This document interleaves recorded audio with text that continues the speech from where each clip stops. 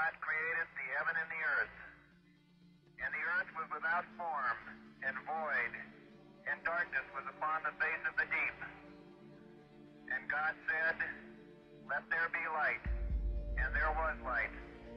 And God saw the light, that it was good.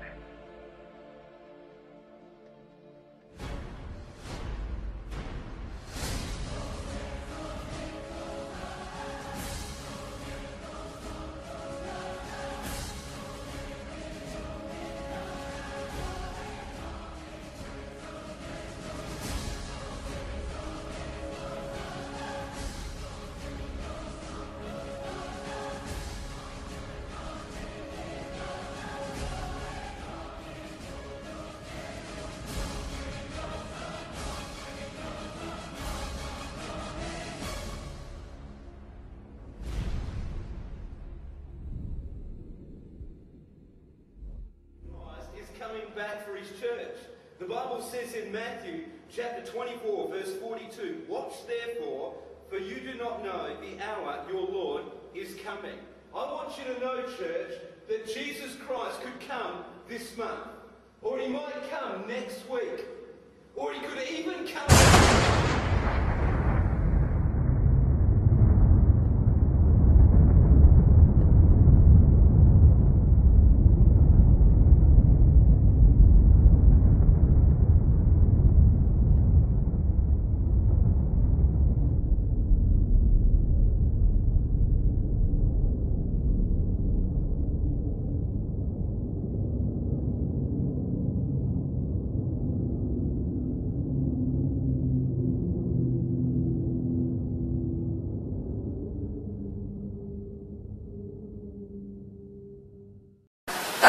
So ngayon, ang mundo po natin is getting worse. So ngayon, pasama na pasama, even ang tao, pasama na rin ng pasama. So, ngayon kaming ito, nais po namin ibahagi po mula sa iyo, Bible study po, na sabi dito po sa labanan natin is, are you ready? Mga kapatid, sa oras na ito, yung napanood po natin po na yun, may katotohanan po na kung saan last po sa video na kung saan nasa loob sila ng isang simbahan. At habang nasi-share po yung isang pastor, bigla pong may nawala. Ito po yung tinatawag po na second return o the second coming of our Lord Jesus Christ. So, mamaya maunahan po yung first coming of our Lord Jesus Christ. Alam ko po na meron po sa inyo nakakaalam ng kwento ng San Jesus, pero meron po hindi nakakaalam sa kanyang pagbalik muli. So, sabi po sa Matthew 24, verse 44, walang tao nakakaalam ng araw o oras na iyon. So, nandito po yan, sinabi po sa Biblia. So, hindi ko po ginawa po yan, kundi ito po ay babasahin ko po para po marinig niyo po ang kasaysayan po o sinasabi po dito po sa salita ng Panginoon. So sabi po dito sa verse 36, bilis ako lamang po, sabi, ngunit wala nakakalam ng araw at oras na magsakit iyon. Kahit ang manghel sa langit o ang anak man, ang ama lamang ang nakakalam nito. Ang pagdating ng anak ng tao, matutulad sa pagdating ng baha noong panahon ni Noah. Sinakalan ng story ni Noah. Amen. Amen. So, noon ang mga tao nagsisikain, nagsisinog at nagkaasawa hanggang sa araw na pumasok sa daong si Noah. Dumating ang baha na hindi nila namalayan at inangay silang lahat. Gayun din ang mangyayari sa pagdating ng anak ng tao. Sa panahon iyon, may dalawang lalaking gumagawa sa bukid. Then, kukunin ng isa at iiwan ng isa. May dalawang babaeng magkasamang gumigiling. Hindi yung sumasayaw, ha? Ibig sabihin yung ginagawa. Then, kukunin ng isa at iiwan ng isa. Kaya magbantay kayo sapagkat hindi ninyo alam kung anong araw, para ito ang inyong Panginoon. Tandaan ninyo ito. Kung alam lamang na puno ng sabayan kung anong oras ng gabi darating magnanakaw, siya magpapakyan, hindi niya papabayang pasukin ang kanyang bahay. Kaya maghihanda kayo lagi sapagkat darating anak ng tao sa oras na hindi nyo inaasahan. Maaaring meron po sa inyo, akala po natin hanggang hindi nyo na lang po ang buhay natin. Mga kapatid ko po, na sinasabi sa ng Panginoon, may pagbabalik po na mangyayari po sa ating Panginoon Jesus. At ang sabi po kanina sa video, nakita niyo po, making what? Ano pong reaction?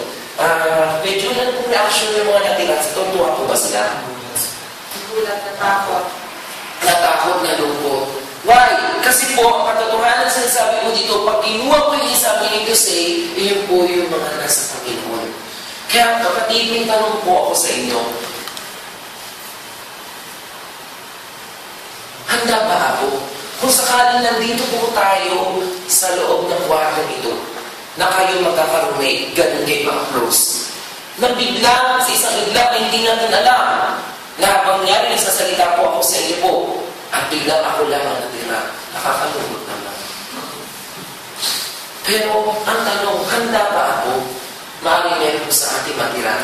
Ngayon, magtatanong kayo, paano masabing handa ba ako? So mga kapatid, sabi ko dito, sa salita ng Panginoon, sa Revelation 20, verse 15, everyone whose name was not found written in the book of life was thrown into the lake of fire. Ang sino daw po ang hindi nakasulat sa aklat ng buhay ay siyang mapapasa impyerno. Ang tinutukoy ng impyerno, thrown into the lake of fire that is impyerno. Mas kilala natin sa tawag na impyerno. So, diniscribe lang po siya na dagdag-dagan ang apoy. Sabihin, nakasabi ko dito na ang sino hindi matagpuan ang pangalan sa aklat ng buhay. Parang po bang sa isang lugar o hindi ka taga rito? Diba kaya nga po pagkano naka-register po ang ating pong mga birth certificate po sa munisipyo? Tama po, to identify po ang ating citizenship. Tama po, ganoon din po sa langit. May citizenship po tayo. Sabi yan sa ilan pala sa previous 320, ang tuloy natin bayan sa langit po. So kung hindi ka nakasulat, hindi ka pwedeng papasokin doon. At ang lugar ng mga hindi nakasulat ang pangalan ay sa dagat-dagatan ng apoy. Gusto niyo po ba yung video na panood niyo po? So nakakalungkot po na yun po yung mga tao hindi nakasulat. Isa example of illustration naman po yun. Pero may katotohanan na sinabi po sa Biblia. May dalawa po na nasa bukid o dalawa babaeng giling. So yung isa kinuha, yung isa na tira. So yung kinuha, mas masarap. Yung natira, yun ang nakakalungkot. Parang hindi po nakasulat. Ngayon mga kapatid, tanong po kayo, nakasulat ba ang pangalan ko sa sinasabi sa aklat ng buhay? Kung meron po sa inyo ngayon nakapasa isip po, maaari hindi po, sigurado. Ngayon mga kapatid, tingnan po natin ano ang kalagayan ng tao sa paningin ng Diyos. Para malaman natin kung handa ba ako at paano ba may susunod ang pangalan ko sa aklat ng buhay. Ito po pag-aaralan natin. Ano ang kalagayan ng tao sa paningin ng Diyos? Basahin niya po natin. Ikaw at ako ay makasalanan. Ibig sabihin po, ikaw at ako ay makasalanan. Ako po nagtuturo po ako sa Pilipinas. Ganito po sa mga bata sa mga school. Ganito po sinasabi ko. Okay mga bata, ang kasalanan, ito yung mga bagay na iniisip, sinasabi, ginagawa, nakamay at paa na hindi nakalulugod sa Diyos. Tayo po nasa sungitan. Ano po ba ang kasalanan? Sabi sa Romans 3:20, sapagkat ang lahat ay nagkasala at walang sino mang karapat-dapat sa paningin ng Diyos, patunay na ang kalagayan natin sa paningin ng Diyos, ikaw at ako ay makasalanan. Kahit po ako natuturo ko sa inyo, makasalanan po. Kahit po si Brother Larry, alam niyo po ang buhay niyan. So, nalaman niya rin na makasalanan po siya. Okay? So, ngayon mga kapatid, para po mas malinaw po sa atin, sino ang magsasabi sa ating mga sarili hindi tayo kasalanan? Sige nga po, pwede na pong patulog sa inyo po dito sa room na ito ang magsasabi hindi po siya makasalanan. So, wala pong nais matulog dahil alam po natin na lahat po tayo makasalanan. Dahil sabi nga po sa Romans 3:23. Amen? So, ngayon, ito po yung mga halimbawa ng pero bago yan sabi sa 1 John 1:8, ang sabi dito, kung sinasabi natin wala tayong kasalanan, dinadahin natin ang ating sarili at wala sa atin ang katotohanan. So, pwede mo sabihin, wala kasalanan. Baka sabihin ng Panginoon, ito ang kasalanan mo. At para mas malinaw, ito po yung mga kasalanan na ginagawa natin. Sabi sa verse 2 nito, 6-10, hindi ba ninyo alam na mga kasalanan na walang bagay sa kanila ng Diyos? Huwag ninyo dayanin yung inyong sarili ang mga makiapit, sumasabas ng Diyos ng Diyosan, na nangyayari sa kapwa, lalaki o babae, ang magnanakaw, masasakit, mapaglasing, mapanlain, o magdaraya. Ang ganyang mga tayo walang bahagi sa kaharian ng Diyos. So, ibig sabihin, hindi nagsusulat ang pangalan ng isang tao kung ito ang ginagawa po natin. Meron pa po, ito sinasabi sa Biblia po, Galatians 5:12, hindi may kakailangan ng buwan ng laman. Ito po yun. Yung laman po natin kaya makulikas na malina po ating laman. Sabi po dyan, pangalan niya, kalimaran-maran ng pamumuhay, kahalayan, pagsabas sa Diyos-Diyos, at pagkukulang. Yung kukulang po ba rito? Then, pagkapuot, pagkagaling, panibugo, pasakiman, pagkabalik, pagbabahagi, pagkakapigampi, pagkaingit, paglalasing. Walang taro sa pagsasaya at iba pang tulad ito. Alam niyo po ba yung walang taro sa pagsasaya? Ito po yung nasa disco. Ano kaya talagang all out ka na ganyan. So, dahil sabi po ito, binabalaan kayo tulad kung hindi tatanggapin sa kanya ng Diyos at gumagawa ng kayo mga bagay. Ito po yung sinasabi sa unang verse natin. Wala mo bahagi sa kanya ng Diyos ang ganito gumagawa ng kasalanan. Bahagi po tayo ng isa mga bagay ng gumagawa. Ngayon mga kapatid, ang sabi po sa mga tuwid, Ephesians 2:3, tayo'y kabilang sa mga ito na buhay ayon sa kita ng laman at sinunod ang mas namangitid na katawan at pag-iisip. Kaya sa ating ligas na kalagayan, kabilang tayo sa mga taong pinapuputan ng Diyos. So, minsan ang kalagayan natin sa harapan ng Diyos tayo ng kasalanan. So, lahat po tayo gumagawa po niyan. So, kapuot-puot sa paningin ng Diyos ang ganitong gumagawa ng ganitong bagay. Masasabi ba natin handa tayo sa lugar ng Panginoon kung tayo gumagawa ng ganitong bagay? So, mga kapatid, ano ang kabayaran o kaparusahan? Lahat po ng ginagawa natin, for example, Kuya June, ikaw, pag nakagawa ka ng kasalanan sa magulang, anong ginagawa sa'yo? Pinapalo? Ikaw, Kuya Jal, ano kung naranasan mong kaparusahan ng gumagawa ka ng mga bagay na hindi maganda sa magulang? Meron po ba dito pinalugod sa, sa asid? Pero ba dito talaga, minsan yung mga teacher po tayo talagang face the wall. So, may ginagawa po tayo. So, yun, meaning to say, okay, yung sa kapit natin po ay medyo naiihi ata. Sige po, para po hindi po tayo magputulentay mo natin siya. Okay? Yan. Si Brother Dexter nalagay sa sako. Yan. Salamat kapatid at mukhang interesado ka rin po na gawin po ito. Praise the Lord. Then sabi po, ano ang babayaran mo kaparusahan? Meaning to say, lahat ng ginagawa po natin. Sabi nga po, kung ano tinanim mo, yun ang iyong hangin. So, meron pong kalakip na parusa kung tayo po'y nakagagawa ng kasalanan o kabayaran. Sabi po, sapagkat namatayan ang kabayaran ng kasalanan, tingnan niyo po kagad straight from the Word of God, Romans 6:23, kamatayan ang kabayaran. Ano ibig sabihin ng kamatayan? Physically, mamamatay po tayo. Pero ang tinutukoy pa ng kamatayan dito, ito po yung walang hanggang pagkakaiwalay sa Diyos. Ang sabi na pa, ayat 27, ngunit hindi makapapasok doon ang anumang bagay na parumihin po yung mga uri na kasalanan sa paningin ng Diyos. Ang sino mang gumagawa ng iyan at mga sinungaling.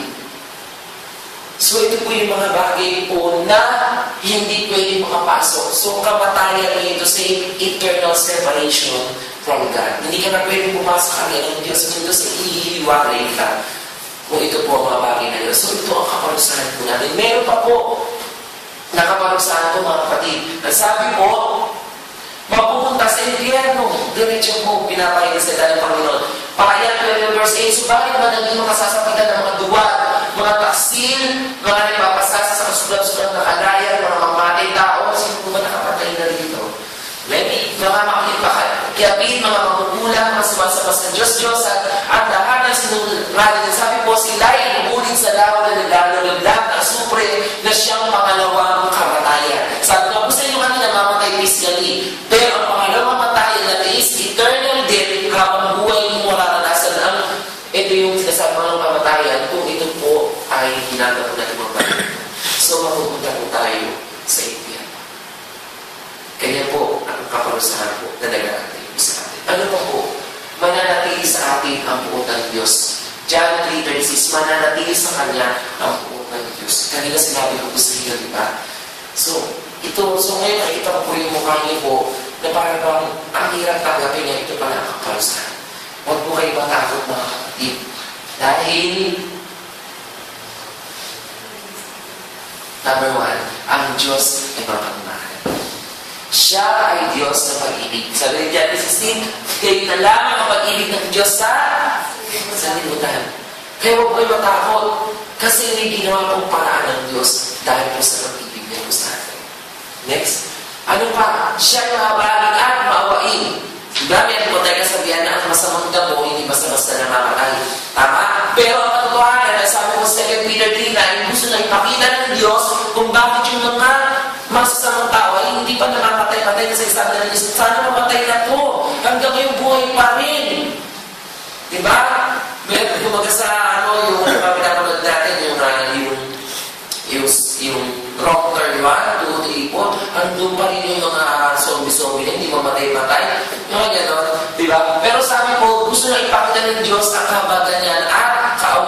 sabi ko, 2 Pedro 3:9, hindi nagpapakaya Panginoon sa pagtupad sa kanyang pangako gaya na inaakala nila na ang totoo ay binibigyan lamang niya ng pagkakataon ng lahat na manugali sa kanya sa pag-ayaw niya mapahamak ang sino man. And praise the Lord!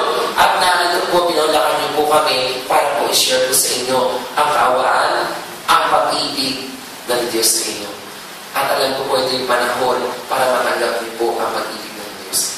Sabihin niyo nga po sa inyo mga katabi po, mahal naman kayo ng Panginoon. Mahal na mahal ka ng Panginoon.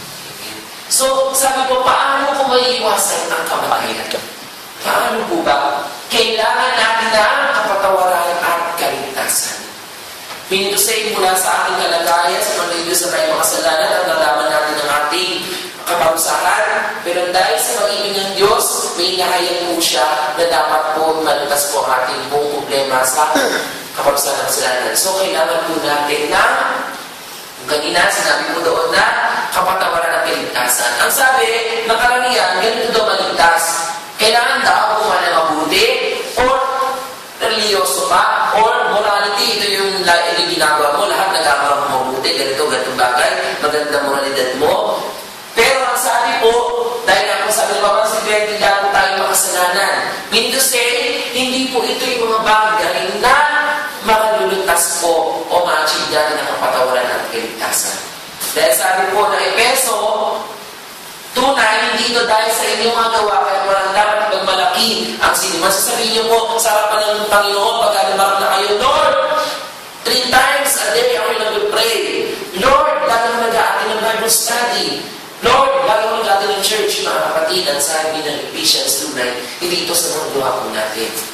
Kundi, tayo yung niligtas niya na tamo natin ito, hindi dahil sa ating mabuting gawa, kundi dahil sa kanyang hatag sa atin.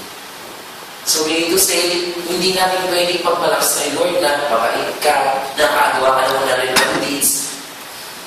Niligtas mo tayo dahil sa katagan ng Diyos. So, sa makatuwid, hindi ka mailigtas ng iyong mabubuting gawa. So, ibig sabihin pala, may dapat ka pang malaman para maligtas ka. Lahat sasabihin ng magulang po natin, minsan, gumawa ka ng mabuti, makapunta ka ng langit. Di ba, nagpata tayo, uy, gumawa ka ng masama, makapunta ka sa impyerno. Bigyan mo naman ako niyan, uy, mabait ka na, sa langit ang punta mo. Kaya minsan, di ba, may biro pa nga tayo, ang bait-bait mo, sana huli ka na ni Lord. Pero ang katotohanan, hindi po sa paggawa ng mabuti. May naman tayo nakatuklasin yung gabi po para maligtas mo tayo. Paano po yun? Hebreo 9:22. Ayon sa kautusan, halos lahat ng bagay ay nililinis sa pamamagitan ng dugo at wala kang patawaran ng kasalanan kung walang pagbububo ng dugo. Without bloodshedding of a person, hindi po tayo malilinis. Meaning to say, sa pamamagitan ng dugo, malilinis ang isang barangay. Kung baga po sa damit na puti, kung ito po nagkaroon ng stain o mancha, kailangan bumili ng stone rocks para matanggal. Ganun din po kasalanan natin, hindi natin po ito pwedeng tanggalin. Ang sabi mo na Hebreo 9:22 sa pamamagitan ng dugo. Kaninong dugo? Dugo po ba ni Brother Jais? Hindi mo ka naitak, kuya. Dali, tayo maglaslasan dito para pumalinis ang ating mga kasalanan. Hindi po. Ang sabi ng unang 1:7, at nililinis sa dugo ni Jesus na kanyang anak ang lahat ng ating mga kasalanan. Kaninong dugo daw po? Jesus Christ. Sa Panginoong Jesus. Hindi po sa dugo ni Ate Mela, makabilib po yan. Hindi po sa dugo ni Ate Maria, hindi po sa dugo ni Brother Jeremy. So, sa dugo lamang ng Panginoon Jesus. Why?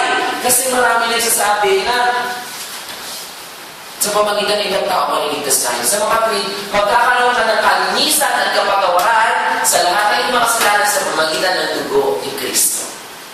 Ito lang ang solusyon para tayo magkaroon ng kalinisan sa ating kasalanan. Sabi ng John 40:6, sumagot si Jesus, ako ang daan ng katotohanan at ang buhay.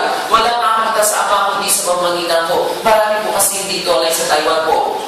No, Kuya Daddy, marami po silang mga kinikilalang Diyos. Pero ma-achieve po natin ang kaligtasan po sa pamamagitan lamang po ng ating Panginoon Jesus. Na siya ang daan, ang katotohanan at ang buhay. So, makakaparoon tayo sa Ama, nasa ng kayo ng Ama, nasa langit, kundi sa pamamagitan lang ng ating Panginoon Jesus. So sabi nga po sa Gawa 4:12, Yesu Cristo lamang matatakman ng kaligtasan sa pagkasasinan langit ang kanyang pangalan lamang ibinigay ng Diyos sa iyong liligtas ng tao. So magkakaroon tayo ng kapatawaran pamamagitan ng dugo ni Kristo at kaligtasan sa pamamagitan pa rin ng ating Panginoong Jesus. Diyan po natin, hindi po sa pamamagitan ng mabubuting gawa. Next. As a conclusion, sabi po sa Romans 6:23, basahin po natin, sapagkat kamatayan ang kabayaran ng kasalanan, ngunit ang kaloob ng Diyos ay buhay na walang hanggan sa pamamagitan ni Kristo Jesus na ating Panginoon. So, sa lahat ng sinabi ko sa inyo, i-recall ko lang po kayo, mga kapatid, na tayo po ay makasalanan at ang kabayaran ng kasalanan ay kamatayan, ngunit ang dahil sa pag-ibig, kaawaan ng Diyos, ang kaloob niya ay buhay na walang hanggan dahil ayaw niya tayo punta sa impyerno. Nilalang niya tayo sa mundo, niloob niya tayo nilalang hindi para mapunta sa impyerno. Ang impyerno ay para lamang po kay Satanas. Kilala niyo po ba si Satanas? Si Tanin sa ibang katawagan. Si Tanin po ay, sa Isaiah, siya po ay fallen angel. Siya po ay si Angel Lucifer na nagmata sa Diyos at ibinagsak dito sa mundo. That's why this earth is a place of Satan. Dito niya dinudunihan ang mundo natin. So, hindi ito perfect world po natin. Kaya sabi sa Pilipinas, yan tuloy natin bayan sa langit. At ang ginagawa ng kaaway po ay kailangan niya kunin tayo dahil ayaw niya siya na maparusahan pagdating ng panahon na dumating ang Panginoon. Gusto niya makasama marami. Sabihin mo sa katabi mo, gusto mo ba makasama si Tanin? Kasi kasama sa kanya. Tanong mo mga katabi mo, kamag-anak ka ba niya? Okay, so, Gusto ba makasama si Tanin? pag din ang sabi, sa pamamagitan ng kaloob ng Diyos, sa pamamagitan ni Yesu Cristo, ang ipagkakaloob sa atin is eternal life. Mga kapatid ko, salamat at sa kwartong ito, meron pong binibigay na regalo ang Diyos po sa inyo. Ito po ang kaligtasan. Lalaman niyo po na kasalanan po tayo. Ating may kaparusahan po, hindi po ba tayo natakot? Talagang po natatakot po tayo. Pero dahil sa pagbibinan niyo siya, kumuha ng paraan sa pamamagitan ng Panginoon. Namatay sa krus ng Kalbaryo, ibinigay ang kanyang buhay para lang magkaroon tayo ng kaligtasan. At ito ngayon ay ibinibigay ng Diyos. Paano po natin matatanggap ang kaligtasan? Kailangan po ba na ipako rin ba natin sa sarili natin? Hindi po. Ang Panginoon lamang po para dapat na gumawa ng akin na yun. So, itong eternal life na ito, o salvation kaligtasan, ang sabi po, sa pamamagitan lang ng panalangin. Kung baga sa regalo at Emmanuel, tatanggapin po lang siya. Diba? So, in what way? Prayer of acceptance. Meron po, so ang gagawin po natin para magkaroon tayo ng kaligtasan, ABC.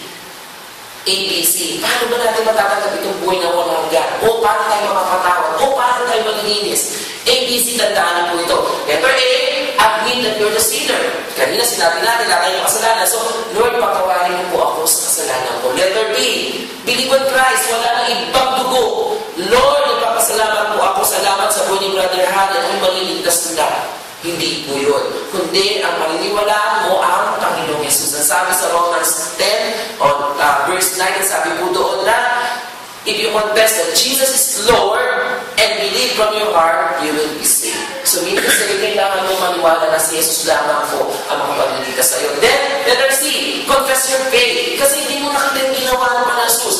Ang dapat mo lang gawin, manampalataya, Lord, sa oras na ito, naganampalataya po ako na ako po ay maliligtas sa pamamagitan mo. Through your confession of your faith. Hindi yung pagdilat mo, nakanap po ba talaga yung mundo? Mag-aalaman ka. So, tanggapin mo yun na may pananampalataya. So, ngayon, handa na po ba tayo para po gawin po natin ito? Ngayon, sa ito tayo ibuko. At kasama ko po si Brother Josh na tutugtog po na Brother Offer Human Night. Kapatid ko, sa oras na ito, lahat po tayo ay pumigil. At nais ng Diyos na naunawaan mo yung gabi na tayo makasalanan. At walang kapatawaran kung walang pagbububo ng dugo.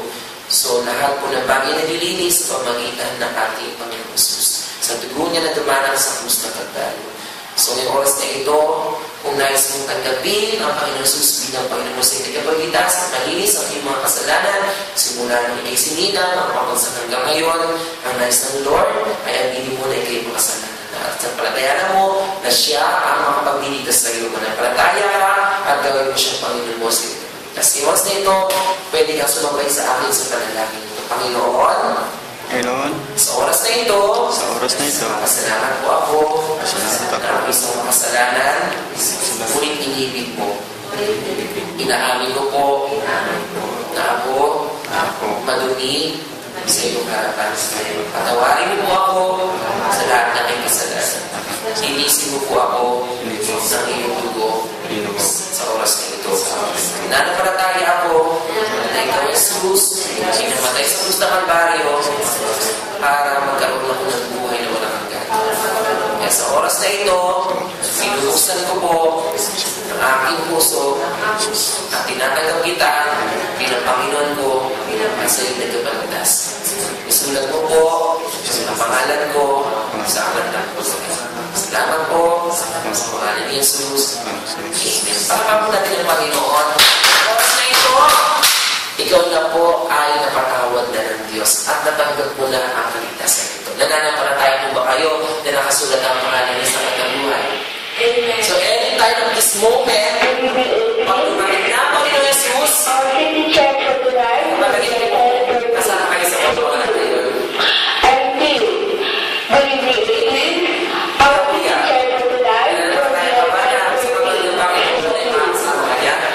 Amen. Dahil nakasiguraduhan po niya na ang sino man po tumanggap sa Kanya ay sa John 12, siya ay anak ng Diyos.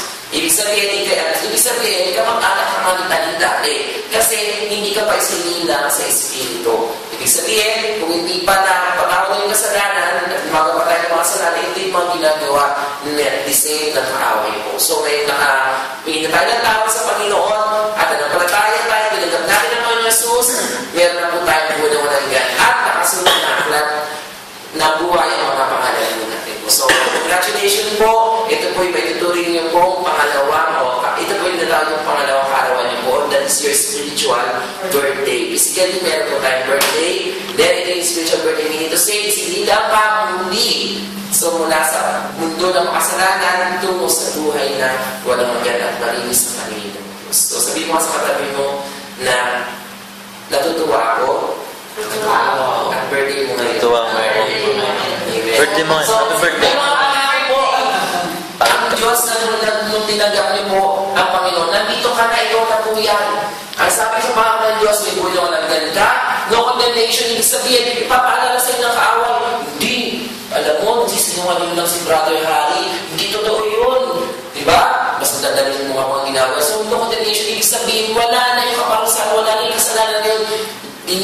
Kumaga po, lagi nyo ialis sa isip niyo po yung mga bagay na yun. Ang sa palatayanan niyo po is pinatawag ka na ng Diyos. Next, pass from death to life. Inyo yung sinasabi ko sa inyo. Mula sa kamatayan, tungo sa buhay. So, praise the Lord. Parapan natin ang Panginoon. Salamat po sa inyo po sa oras na ito. At ngayong time to birthday niyo po, naganda po kami ng konting sala-sala po. Sige po. Yan, paano tayo. Okay, so ngayon oras na ito po, bago po kami umalis po sa lugar ito, meron po ba kayong mga prayer request? Baka po may kiramdaman po sa inyo, or dahil nasa inyo, Panginoon, meron na po kayong authority. Nasa ng Panginoon, binigyan na kayo ng kapangyarihan para once lahat sinagit mo, paano ng Panginoon Jesus, ay darating po ang kagalingan. Kung ano mga problema, circumstantial ng buhay ko ngayon, pamilya man ito, financially man ito, sa relationship, lahat po yan maayos kung magpapatuloy po kayo sa Jesus. At inalihan po namin kayo sa Bible Study every Wednesday. Isang day dyan po sa training room para mas nalang po tayo lumago at pamilaran po natin ng Diyos. Wala po natin nataasan ng mga religion po doon. Kundi pagpapatuloy lang natin ang nasimulang relasyon na meron ka na ngayon. Amen po ba? So meron po bang prayer request? Okay, so yung nanay mo, Sister Mela, yung apostle, mag-pray po natin yun. So tayo natin tumayo. Lord, salamat Panginoon sa gabi ito nagpapasalamat po kami, Panginoon lugar, sa lugar ng ito, Panginoon. Lord, naging bukas, Panginoon lugar ng pinong ito, na tinanggap ang iyong mga salita, naging bukas din, Panginoon lugar, ang iyong pagpapala, Panginoon lugar, na sinisukat ka lagyan sa kanyang mga buhay, Panginoon. Unang-una nito, ang natanggap din ng kaligtasan, Panginoon. Lord, patuloy mong buksan, O Diyos, ang pinto para opportunity para mas makilala ang Panginoon, Panginoon lugar. And use Bible study na makadalo silang Panginoon upang mas lalo ka na makilala. And pray, Panginoon, na patuloy nga Panginoon paggabayan mo at pagpalain ang buhay ng iyong mga anak, Panginoon, lugar sapagkat anak mo na sila, sapagkat tumanggap na po sila, Panginoon, lugar sa iyo, Panginoon Jesus, bilang Panginoon sa integridad ng Lord. So, oras na ito, nananampalataya po kami by the authority authority that you have given on us, Panginoon. Sa oras na ito, pagalingin ko po ang mother po, ni Sister Mary, Panginoon ng God, at Lord, I believe, Panginoon, ngayon pala, ay pinagaling mo na in the name of Jesus. Salamat mo, Diyos, pagpalain mo, Diyos, ang kwartong ito, pagpupulin mo sila ng pag-ibig mo, Panginoon ng God, at pagkakaisa, kapatawaran, Panginoon ng God, at kasiyahan, kagalakan sa lugar ng ito. Salamat po, Diyos, sa inamin, binabalik natin, papulong salamat, in His name we pray.